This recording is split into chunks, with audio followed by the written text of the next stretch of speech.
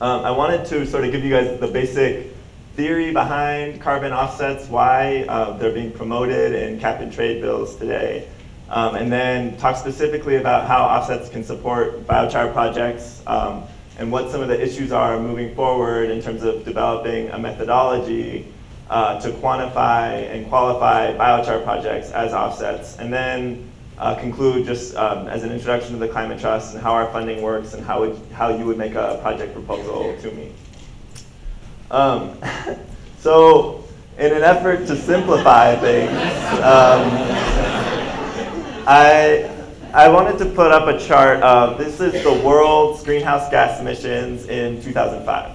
And I did not put this up here for us to go through each source of emissions. I put this up here to say it's really complicated. There's a lot of emissions from a lot of different sources. It's not just a fossil fuel problem, it's also a land use problem, it's also an agriculture problem. And because of that complication, global warming is a really hard thing to regulate. And so the cap and trade bills that we have proposed don't cap every source of emissions that the world is currently emitting. And this is where offsets come in. So that's sort of the first thing, the concept that I want to leave you guys with is there are a lot of different sources of emissions, and for a variety of reasons, it's not possible to regulate all of those emissions. The next simple chart is this is a cost curve for emission reductions in different sectors of the economy. So on the left-hand side, this is the cost per metric ton of CO2 equivalent reduction. And then the right-hand side indicates the size of the potential reduction. And again, I don't want to talk about any individual reductions, but I want to leave you with this concept that it costs a different amount of money to mitigate emissions in different sectors. In some sectors, like energy efficiency, it could even save us as a society to implement these emission reduction projects. And in others, it's relatively expensive to implement emission reductions. So those are sort of the two fundamentals that I think you need to have in mind in order to understand what the purpose is of greenhouse gas offsets.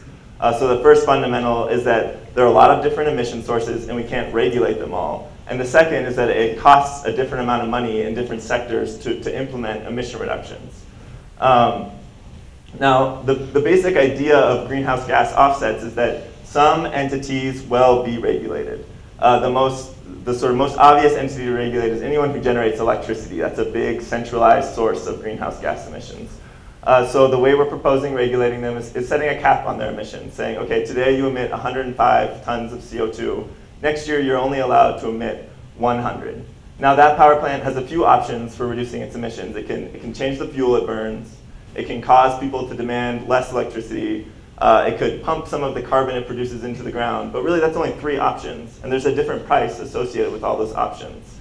There's also sort of a, back to that original chart, a huge number of other potential emission reduction strategies that are out there, and they might be relatively cheaper than any of those 3 that are available to the power plant. So the idea behind offsets is that you give that regulated entity, whether it's a power plant or someone else with a big boiler, whoever's emissions are capped, you give them the opportunity to go outside of the capped sectors and pay other people to reduce their emissions.